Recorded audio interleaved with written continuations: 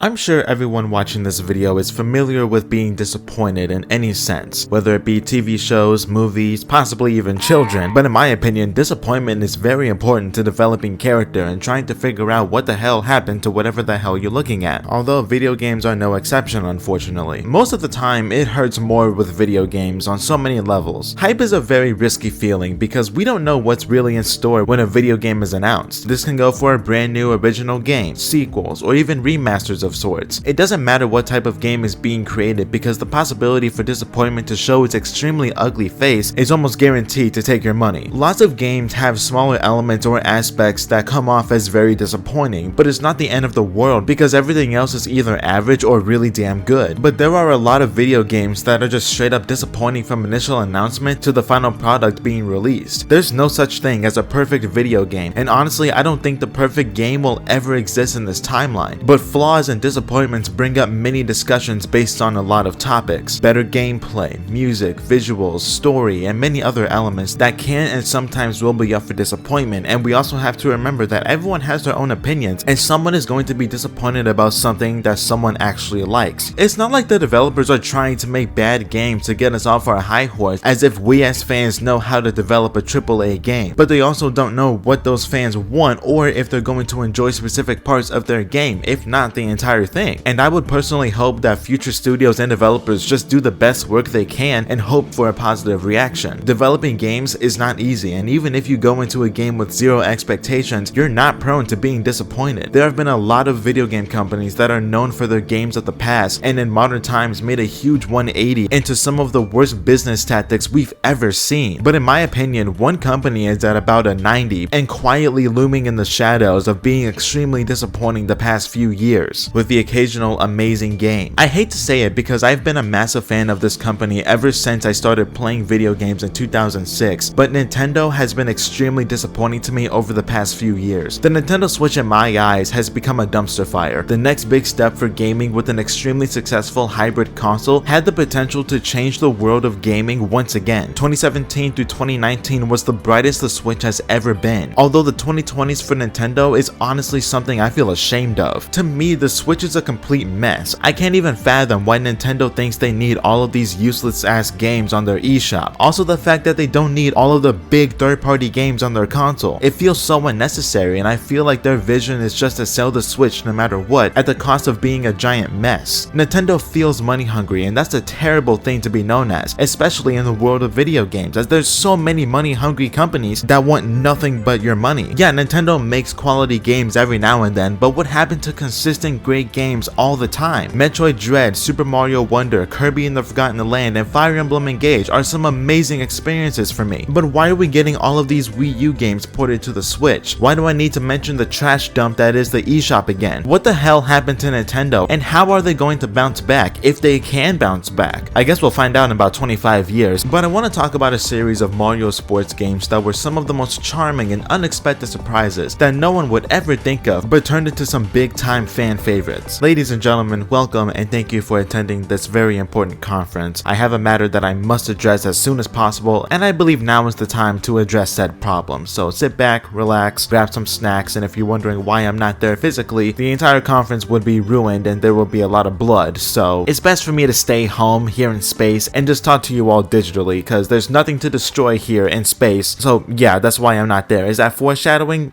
Absolutely. So let's go back in time to the beginning of the end of the Gamecube's lifespan. December 5th, 2005 was when fans of Mario Sports got themselves a very welcome surprise in Super Mario Strikers. The most violent idea for a Mario game since Miyamoto's idea to permanently give Mario a gun. The sport of soccer has never been this violent and fun to play ever. Having to pick a captain and a group of sidekicks and basically fight against Donkey Kong is a very simple idea on paper, but when put into execution we got ourselves a great game. Normal soccer with no referees, extremely passionate fans in the stands, and an electric wall. Items and Bowser making a random appearance whenever he feels like it. 5v5 soccer where Mario is super pissed off had to have been one of the most refreshing concepts we've seen for a Mario game in a very long time. Think Mario Party, but from the perspective of the characters after getting screwed over and they decide to let it all out with some good old soccer. But what if we take it up a notch and instead of normal soccer, our players are required to wear protective gear and they have to dribble a soccer ball made of metal? Mario Strikers Charged is a beautiful upgrade to the last game, and that was amazing by itself. More violence, Petey Piranha being here for some reason, and flying off a stage with a tractor because electric walls couldn't be afforded. That sounds like a lot of fun, doesn't it? The Striker Cup story is a great addition, and the competition getting harder and harder is a very unique take on a sports league. I love this game and have plans to talk about it in the future, but we wouldn't see Mario Strikers for a decade and a half. To think it all came down to this, and we waited 15 years just to be disappointed. Honestly, I couldn't find a single thing about this game's development other than the fact that Next Level Games was brought back after 15 years to create a really bad game. They could have gone out 2 for 2, but they're always gonna have that one loss on their belt, and I'm gonna assume it was against their will. Mario Strikers Battle League was released on the Nintendo Switch worldwide on June 10th, 2022. I don't even know where to start with this game, but let's take a look at the general reception, and I'm so surprised that some of these companies would rather play this than Mario Sports Mix. Game Informer is back being weird as they wrote favorably on the customization present in the Strikers Club mode. Also, this is where the weird comment comes in. They criticize the AI for harder difficulties being inconsistent and frustrating to contend with. I'm sorry, what? CPUs at harder difficulties in any game are supposed to be frustrating to contend with because they are coded to be more competitive and tougher to beat. That's how that works. It kinda gives me the idea that they played on the hardest difficulty once and then kept playing on the lower difficulties for the rest of the time for their review. They gave Battle League a 7.5 out of 10, honestly whatever. GameSpot liked Battle League's technically complex mechanics, visual personality, game balancing hyper shots, which makes no sense to me because this game isn't broken in the slightest, and the Striker Club's sense of personalization, but took issue with the gear system upgrades and overwhelming tutorials. You know you can just not play through the tutorials if you don't want to, right? But remember, if you choose to ignore the tutorials, you can't put that on the game for trying to teach you how to play. And you're terrible at your job if you give a game a bad score because the game is trying to help you. They gave Battle League a 7 out of 10. Alright.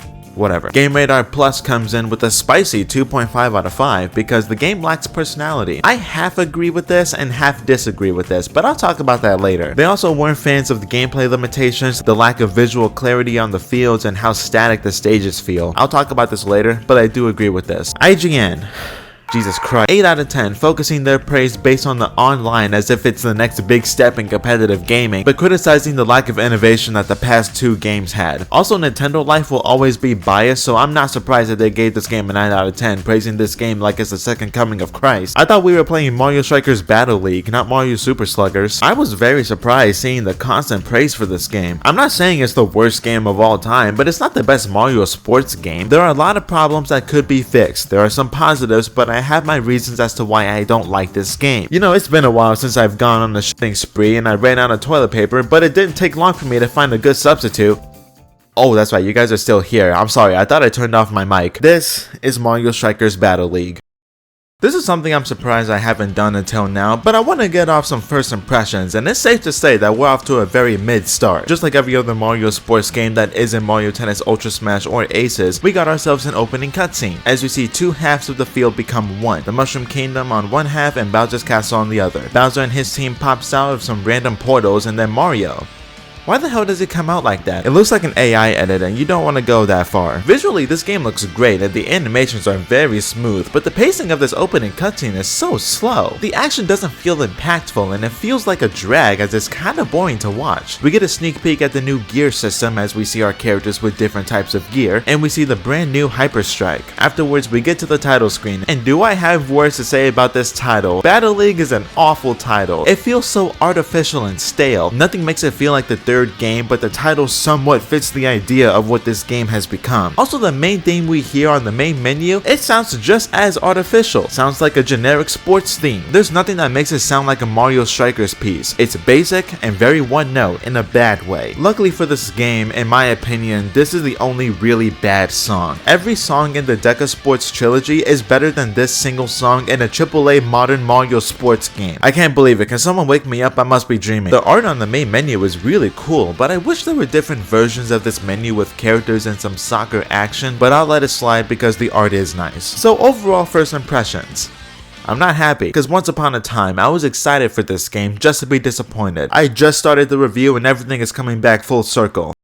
I hate it here. Okay, so let's get this conference underway and let's start off with gameplay. I'm gonna say it up front, really good gameplay. I thoroughly enjoy it. Moving around is fluid, the animations are extremely smooth with some fun little details during specific animations that fit the characters that are on the field. Watching gameplay is enjoyable and playing it for myself left off a satisfying feeling. But let's get a little bit specific. The general gameplay of Mario Strikers is that we play soccer. It's just that easy, isn't it? According to this series of games, violence is and will always be the answer no matter what, and I love that idea for a Mario game. We can body check our opponents with no repercussions and slam them into the electric wall to slow them down. There is no reason to hold back against anyone, because if Wario can just pick up the ball and run around, you can ball tap Yoshi's nose and get away with it. Just like every other game, we can use items to our advantage, but at times it feels like they don't exist. Maybe it's because I forget to use items. It's not to prove that I don't need them to win, but I always forget about them and use them at the last second just to lose. Again, just like the past games, you can have up to 2 items at once, and in this game, depending on whichever team is trailing, they get a free item when the game resumes after a goal. But at times it feels like items don't spawn as much as I think they do. I kinda wish we could adjust how often we see item boxes. It'll allow for more items to be used and could be pandemonium, and that could lead to some insanely fun and chaotic gameplay. But even without endless chaos, the gameplay is fun. There are a few new mechanics that give the gameplay a little bit more depth. We can charge up a tackle, aim at a target and let it rip, except if you miss, you're basically stuck for the next second and left very vulnerable, so you gotta time it just right, especially on defense. Next up is a dash, a nice speed boost that allows you to get away from the defense or closer to the opponent. There is a limit to how long you can use this, and if you dash for too long, you'll stagger for a bit until your stamina comes back. After that, everything else is basically the same from the past 2 entries. Perfect charge shots that you can aim, dodging incoming attacks, combo plays with teammates, and a lot more. Hyper strikes. Why couldn't this game be called Super Mario Hyper Strikers or Mario Strikers Hyped Up? I don't know, it's better than fucking Battle League. These are the big cinematic super shots of this game, and I'm happy that these are pretty cool to look at, but logistically it went back to the first game of sorts. I believe Strikers Charge did this the best on offense, with having the ability to shoot 6 shots at the opposing goalie, and then having to actually defend the shots as the goalie on defense. This time around, the new animations are really cool. I like how everyone has a very unique Hyper Strike, but the shot itself and defending it is not really my favorite. Defending Hyper Strikes is insanely boring, and as much as I love mashing buttons, it's insanely bland, and if I remember right, even if you fill up the meter, it still won't be enough and you let up a goal when it wasn't your fault. The gameplay is fun. I enjoy myself when I play this game. Luckily, we're staying on our current pace with something positive, but with what's coming up next, there is a bit more negative, and I'll try not to go insane. This game gives me the same vibes as Mario Party Superstars. This roster feels so empty and is filled with easy picks for Mario spin-off games, but there's a brand new element brought to this game, and I'm 50-50 on this. In Mario Strikers on the Gamecube, you pick the captain and a group of sidekicks. For example, Donkey Kong and 3 Birdos. A terrible combination, but it's possible if you want people to hate you. In Strikers Charge, we can get more creative. We still pick a captain, but this time, you can pick 3 sidekicks of your choice instead of having 3 of the same sidekick. But you can still do that if you want. Mario with Koopa Troopa and 2 Monty Moles. The customization based on your style of gameplay is amazing and deeper than you think. Mario Strikers Battle League, though. Say goodbye to sidekicks cause Toad is right there. You still pick a captain to represent your team, and then you pick 3 other characters. But who would look at Peach and think sidekick? Every character has their own stats similar to the previous game, but it's deeper here. So let's go over every character from the base roster because I have other words about the DLC characters. 10 characters to start off with, and it feels like we're missing something, but it might come back to me soon. We got 5 stats that are different between characters. Strength is how hard you can body slam someone into the ground and their resistance to being tackled. If you took a guess at what speed does, you would be correct. I also love Speed Demon by Michael Jackson. Shooting is mainly based on the power and speed of your shot, so the higher the shooting ability, the easier goals become for you, even though they aren't guaranteed. The passing stat determines the speed of a pass and the range of a free pass. Basically, if you don't have a teammate you're passing to, so you can just get the ball away from your side of the field real quick. And finally, technique. This determines shot accuracy, the curve of that shot, and how well players dribble the ball. That I don't understand, but I'm gonna stop questioning now. Technique also makes other elements of the gameplay easier to execute, and how easy it is to get a stronger Hyper Strike. Everyone's stats range from 0 all the way to 25, and when you select these characters, whatever order you pick them, they'll be playing in a specific position on the field. So something similar to this. It's basically the field positions themselves, while the characters we play, in my opinion, have primary positions that they excel at, but you can put them anywhere you want. So here's an example, because things are gonna get fucked, and I promise, we'll solve this puzzle together. The captain of the team will push the front lines in offense and manage the defense. The strikers strikers and flankers will be that extra offensive push to secure a goal, and the defender helps keep the ball away from the goalie at all costs. I'm gonna go over these characters' base stats with no gear, and from my perspective with how I played this game, everyone exceeds at a certain area on the field, so I'm gonna give them their own positions and where I would personally put them on the field. And if this is your first time here, I'm sorry for talking nonsense. This is my version of closure, and I'm aware that I need help. We got strikers, midfielders slash flankers of sorts, defenders, and wildcards. Remember, these are just how I see things, and I'm just trying to make things a little bit easier on myself by making things more complicated for others because they've never heard of this ever. Again, I'm so sorry. Strikers will have either good shooting ability or good technique. You go to them when you need a reliable offensive player to get a goal. Flankers are the speedy playmakers of the team. They can get the ball to their teammates without having to worry about defenders. And speaking of defenders, to me, they are the stronger players that stay back on offense and act as a wall to get to the goalie on defense. And they are very hard hitters as well. And then comes a rare position I call the wild cards. They are balanced, don't exceed in anything, but they are very reliable in any situation except maybe being a defender based on their stats. Some of these characters can play two positions instead of just one. That extra versatility is nice to have. I really hope it'll become more clear as I talk about it, but we'll see. Also, these characters have their own character introductions, basically explaining their style of gameplay, but I have my own opinions on that part, but these are still pretty important. So by not random wheel spin, mainly because I don't want to talk about this character more than I have to, we'll start with Waluigi. Above average strength, speed, and technique, below average in shooting and passing. It's kind of hard to tell where I would put him on the field, but I guess I'll never know because I don't play him. But he might be our first wild card because he has the average strength of a defender, the above average speed of a flanker, but he wouldn't be the first option for trying to get a goal. I don't know where he would fit on the field, but we'll put him in as a defender. Next up is Donkey Kong, a defensive wall with really good passing. It's better to keep him back near the goal, but in my experience, he's a pretty good shot, and I think you should go to your defenders on offense if you absolutely need to. I'll put Donkey Kong here, although he can work here, but I believe he's the best as a defender. Next up, another aspect of my main group, Princess Peach. Let me tell you something, if Peach doesn't go back to her cute, wholesome self soon, I'm gonna do something we're both gonna regret. She may not be as feisty as she was in the first two games, but good lord, does that not matter, because this does stuff to me.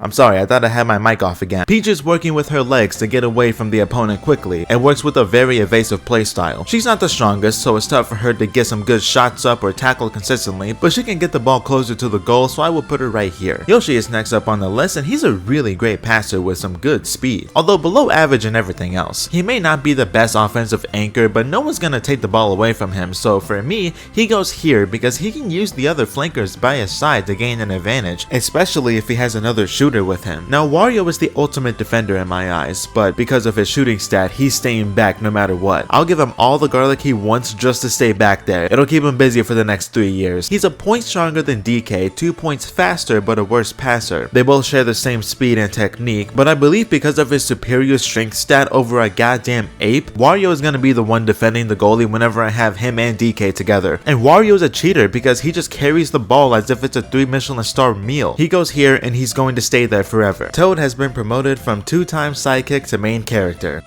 What a time to be alive. He's pretty much Peach, but with better shooting, passing, and worse technique. Honestly, these two can be interchangeable based on what you prefer, or you can just use them both if you feel like it. No one's gonna stop you. The extra speed is a nice attribute to have, so Toad goes here. Also, I love his dancing animation when you pick him in the character select screen. He's just vibing to that terrible song. Next up is another favorite of mine, Rosalina. If you want amazing scoring ability, this floaty waifu is for you. Above average strength, tied for the second highest base shooting stat, and literal average technique. Put her up as a flanker and she'll get you a goal, although just because she can float doesn't mean she's fast, cause she's very slow to get around with, but if you need to score, Rosalina is a great choice. King Bowser makes his return to the field and he's kind of a menace, physically strong and strong shots as well, although just like Rosalina, he's very slow, pretty much zero technique and can barely pass with his eyes open. I believe because of his shooting ability, he can just become a monster on the front line as the main striker, or he can stand behind and take Boom Boom's job as goalie. He works on both sides of the ball. It's just up to you where you want to put him based on your own team comp. Took this long to get to the main character in red. When Vanilla Battle League came out, as you could probably guess, Mario was the most balanced character. He has great technique, decent speed, quality shooting, but he isn't the strongest. But that's okay because he can play anywhere he wants, although I would keep him up front and have him as either the main striker or a flanker, but to me he goes here. Finally, we get to my certified main from day one, Luigi. Not the strongest, fastest, or best at shooting, but he's a great passer and has the highest highest technique stat out of the base roster, so he's able to get around wherever he wants and makes goals easy to score. I basically always have him as the captain of my team, but because he's a pass first player, I'll put him here. So that's the first 10 characters, as by the time I'm writing and recording, we have gotten 6 DLC characters, and I still feel like we're missing something, and I think I'll figure it out soon. I'm getting close. So as of this day, we've gotten 6 brand new characters, and thank the Lord we finally get something here. For many years, Mario is the one who's known for being the all-around character in every Mario sport. And then Shy Guy had to not show his face, even though we all know what Shy Guy looks like without his mask, is absolutely terrifying. The next promotion from sidekick to main character, as he's giving Mario a run for his money as the actual most balanced character in the game. There's only one spot to put him because he can do everything, but not at an elite level. He's the definition of average. Bowser Jr. makes his grand return and is goofy as ever. Although he seems like a ball hog and a stat patter, he's actually a pass first player. Very uncharacteristic. But other than his passing skill, he's decent everywhere else, but don't expect him to score on a whim. Diddy Kong also makes his return. He's similar to Peach and Toad, very fast with better passing, which makes him a good decoy in the midfield, so he goes here. Very popular position so far, but I guess it makes sense. Birdo has been given the next sidekick to main character promotion, an offensive mastermind with the best base shooting and technique stats in the game. So you can tell she got the power of DLC at her side. You definitely want her on offense, but she lacks everywhere else, so be aware if you can't catch up to Donkey Kong, but I guess it wouldn't matter because a tackle from Birdo to Donkey Kong would be a tickle to him. She's possibly the best striker in the game, so she goes right here. A new character that gets more notoriety, Pauline. Thank you, Nintendo. More Pauline, please. Not only is she really fast, but she's stronger than Bowser, Donkey Kong, and Wario. I might need a second to process that. She has the highest strength stat in the game and makes for an amazing defender. She'll throw you around like a ragdoll and then sing you a bedtime story as if nothing happened. She can be all over the field and give her teammates an opening to get a goal. She's a major wild card, and I think I would keep her in the back so she can suplex Toad down to hell. Oh, guys, I figured out what was missing this whole time. I'm gonna do my best to keep myself from going insane at this, but can someone explain to me why Princess Daisy, a mainstay of the entire franchise, especially spin-offs, is a DLC character in this game?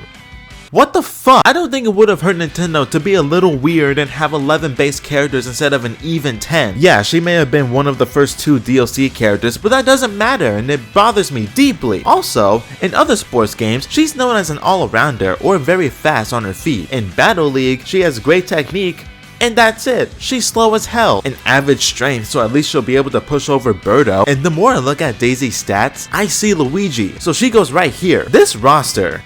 Oh boy, this fucking roster. At times it feels empty because you can only use 4 unique characters all at once instead of just 1 captain and 3 boos. It's not bad, but if we're not getting any more, I'm gonna throw a fit. Bowser Jr. and Birdo were released on December 13th, 2022. It's been over a full year since the last update, but we only have 2 newcomers in Rosalina and Pauline. There's so much potential to see the violent side of so many other characters. So with that being said, Nintendo not only released an unfinished product again, but they left it to never be completed. But I'll go deeper into that later. Oh, I got some steam I need to release. Hold on. Real quick, I'm gonna name off some characters that are more than welcome to join the fun. First of all, Justice to Petey Piranha and the rest of the sidekicks from Striker's Charge that were left behind. We all miss you. If we can get Toadette in a mainline Mario game before Waluigi, then we can get her in Mario Strikers. That's not me wanting Waluigi in a mainline game. He doesn't deserve it, and I will revoke my status as a Mario superfan forever. I'm sorry for my tangent. Let's get back on topic. I know a lot of people most likely won't like this next bunch of characters, but it will be cool to see the Koopalings. At least they'll be more unique from a gameplay perspective and not 7 Bowser Jr.'s. If we got Donkey Kong and Diddy Kong, might as well add Funky Kong and Dixie Kong. Wiggler will be a cool surprise, and how about getting Boom Boom out of the backfield and put him further up? Might as well add Pom Pom as well. Also, I think it'll be really funny if we got Spike, Chain Chomp, and Piranha Plant as playable characters. As an even bigger surprise and a great way to show appreciation to the series, bring back the Super Team. That's all I have to say. Oh, is that right? I have another idea? I'm on a fucking roll right now. Someone stop me. What if we could choose our goalies from either Boom Boom or Critter? They'll both have different stats fit specifically for their position of being a goalie, and you can choose either one for your team. That's it, just 2 goalies. That's right guys, I'm sorry, all of these ideas might be a little too overwhelming for Nintendo, so I guess I'll just stop with characters because there's more to talk about. If you don't like these character options, just remember that myself and fans around the world are at least putting ideas on the board, something Nintendo was not a big fan of after releasing a video game in the 20s. But we're not done there, ladies and gentlemen. Let's talk about the excuses of environments Nintendo calls stadiums in Mario Strikers Battle League. It's just getting worse and worse the deeper we go. Although there's a great idea here. Both teams get to choose one stage to be their half of the entire field, but at the cost of being a good base for a great concept. Jesus Christ, I'm about to lose it. They just act as normal stadiums and literally nothing happens. This is as bad as the court textures from Mario Tennis Ultra Smash. I never thought a Mario sports game after that could go any further downhill, but here we are. So when this game was released, there was a total of 5 stadiums to choose from with their own visual twang, even though there's basically nothing. Lava Castle, Spooky Mansion, Jungle Retreat,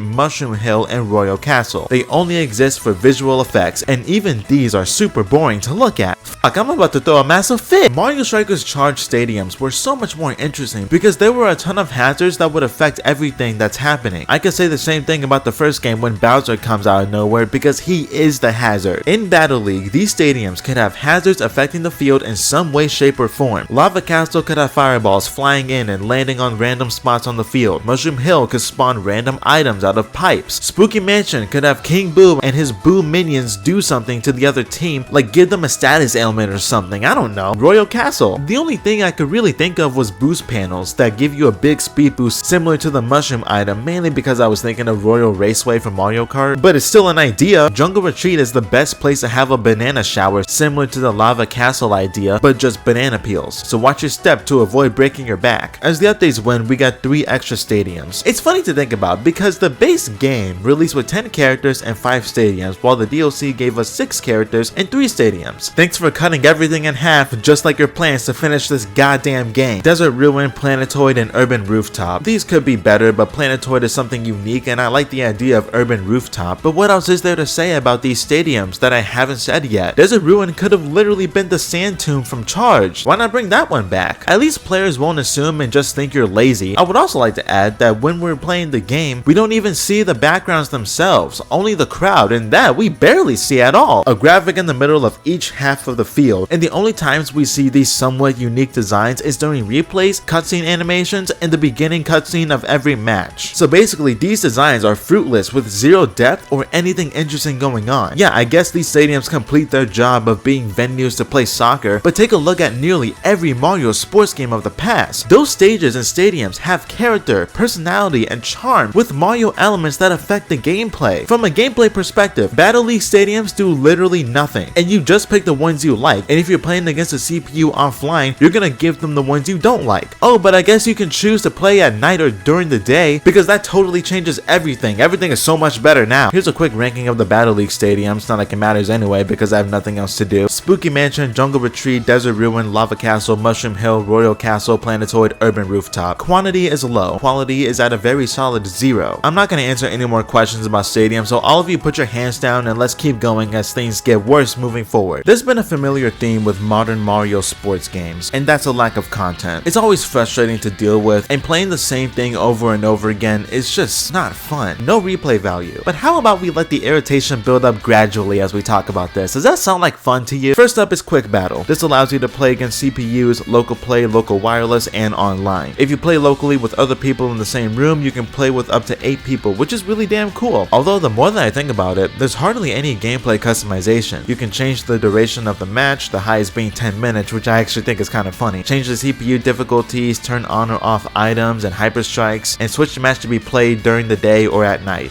That's literally it. Talk about limiting and empty. From my very limited online experience, it works. I didn't have problems with lag or anything. Either that or I just got extremely lucky, I don't know. Fun fact, I've never lost online, and that's one of my greatest feats I can ever say as a gamer, as I got the sexy record of 1-0, and I'm not gonna jeopardize that for anything, but it wasn't bad at all, and I'm gonna keep that win very close to my heart. Next up is cup battles. You can compete in tournaments against CPUs to win the big trophy. There are 5 cups to play based on one stat, and once you win all of those trophies, you can compete for the Championship Cup, and once you win the Championship Cup in normal mode, you unlock Galactic mode. It's basically the same thing with harder CPUs. I really enjoy this mode, and the tournament format being double elimination is nice. Although, why is this the only extra playable offline mode? Why don't we have a Road to the Strikers Cup from the last 2 games? That's one of the biggest missed opportunities that's not here. I would have been a little bit concerned if it was DLC, but I also would have been happy to see it regardless, but we don't have it. Just take what you gave us in Strikers Charge, switch up the general designs to fit the game's art style, come up with some new trophies, and give us progressive difficulty when competing for each cup. No need to overcomplicate things here. But for those who never got to experience the Road to the Striker Cup in Charge or even the original game, I honestly feel really bad for you because you're missing out on some amazing content, and it's unfortunate with how much you're really missing if this is your first Mario Strikers game, and you may not be able to experience it ever. I might be desperate enough to ask for a remake or remaster of either game so people can experience what Mario Strikers once was. But let's move on because I'm starting to rant off topic again. The next game mode is the Strikers Club. I would say this is the main mode Nintendo wants you to play, and the Battle League title is starting to make a lot more sense. Still terrible, but it makes sense. This is where you can start up your own Strikers Club or join one at random if you're feeling lazy, and play against other players' clubs online for seasonal rankings, and you'll get a ton of coins to spend depending on where you place in your division. I joined the club out of curiosity when I first bought the game and then quit so I could start up my own club. The process is very easy. All you have to do is come up with a name, create your own club uniforms, and choose a club stadium. Once you join a club, you must register a striker. Pick a character of your choosing, give them the gear you want them to have on, and then register them into the club you're currently in. You can change your striker at any time, but it's up to you if you want to register a no gear shy guy. No one's gonna stop you. So during Striker Club, you play during a season and you gain points based on the results of a match. A win gives you 6 points, a draw gives you 2 points, and losing gives you 1 point. You get matched up with 4 other clubs and that starts a division. You can promote and demote into different divisions, so think of it as competitive strikers. And you can play casual online through Quick Battle. I never dabbled in this, but I might in the future if I'm extremely bored. The next mode is Gear Settings. This is where the fun begins.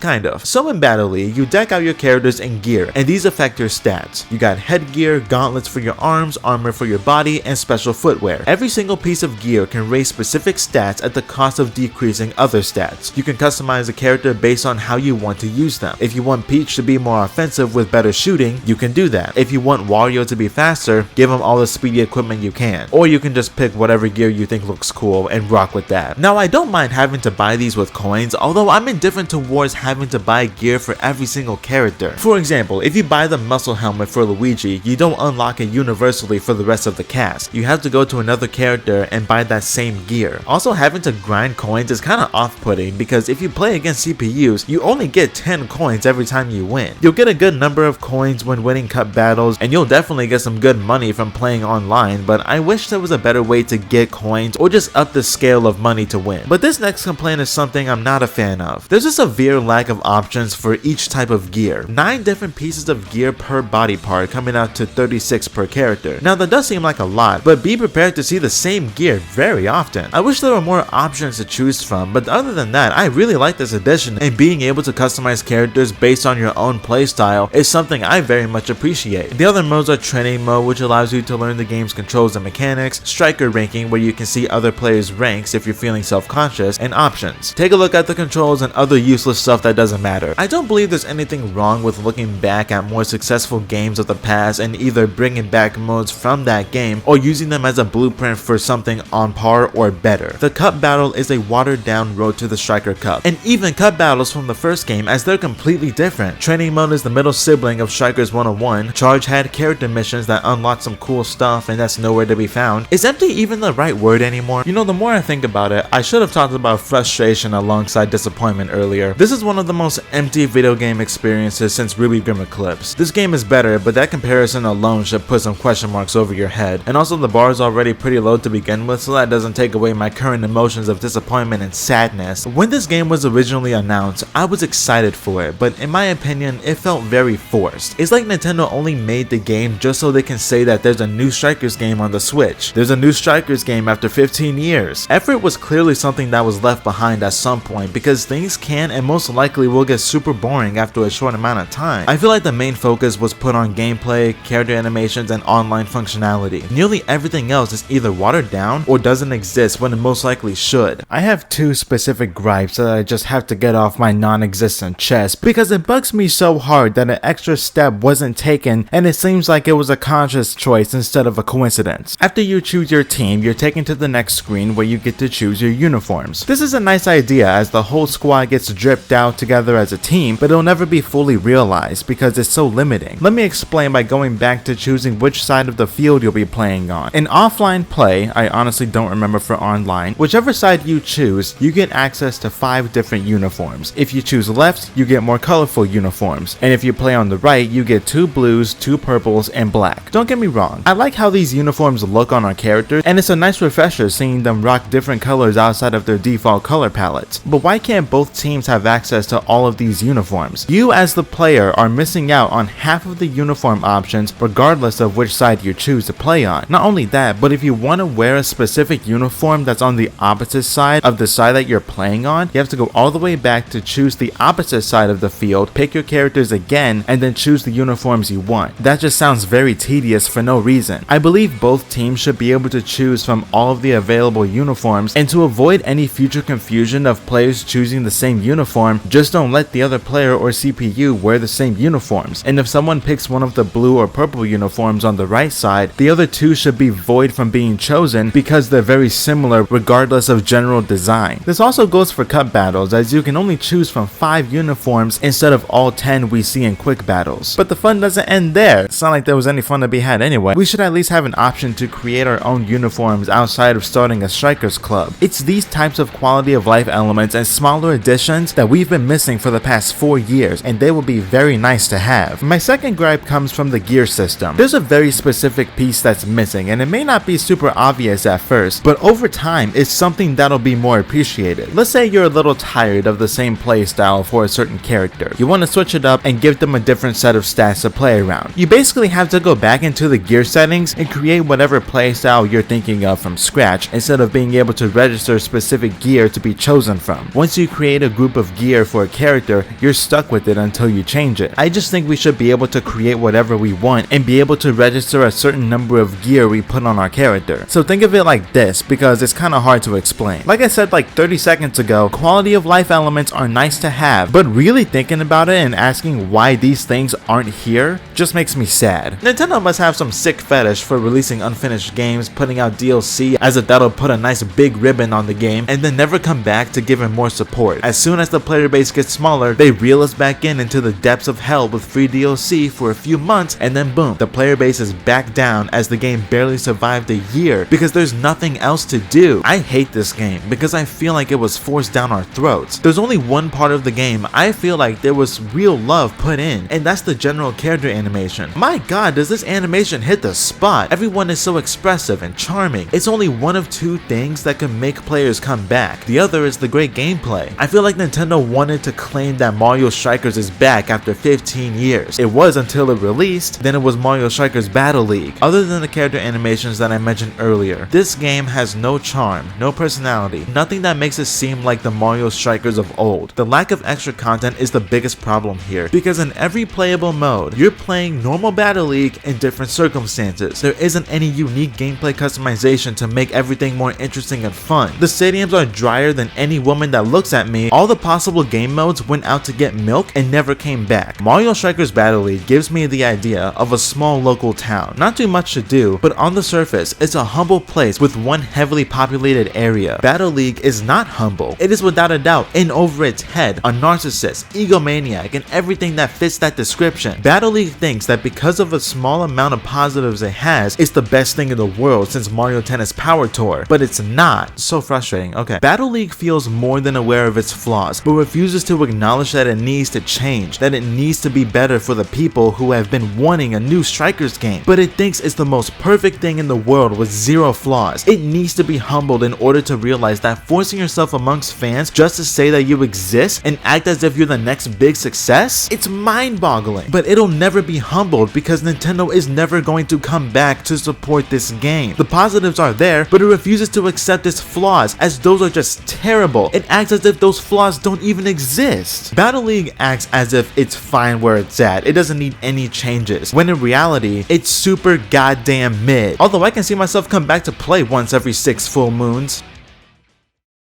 I want to give a quick shout out to Koopa Kung Fu, a channel that I watched playthroughs of all the time when I was younger. Koopa Kung Fu is the main reason why I got into Strikers in the first place, by watching his playthroughs of the original game and Charged. So much fun. I love going back to those videos now when I'm a little bit older. Honestly, if it wasn't for him, I never would have gotten into the franchise and I never would have loved it as much as I do now. And I'm honestly curious as to what their reaction to this game was. If I had to guess, they're probably just as disappointed as I am.